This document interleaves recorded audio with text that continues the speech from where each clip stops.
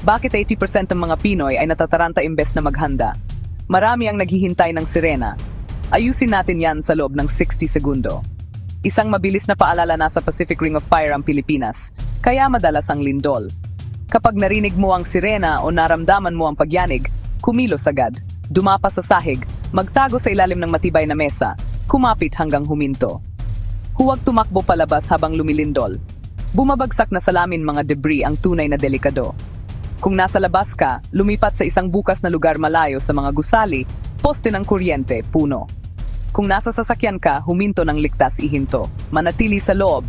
Iwasan ang mga tulay o tunnel kung maari. Pagkatapos ng lindol, asahan ang mga aftershock, maari itong malakas. Tingnan ang sarili mo at ang iba kung may sugat. Patayin ang gas kung naamoy mo. Gumamit ng text para makipag-ugnayan para hindi maging busy ang linya ng telepono. Magkaroon ng emergency kit, tubig, flashlight, radyo, gamot. Isang simpleng plano kasama ang pamilya mo.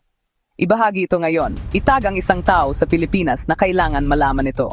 Manatiling alerto, manatiling ligtas.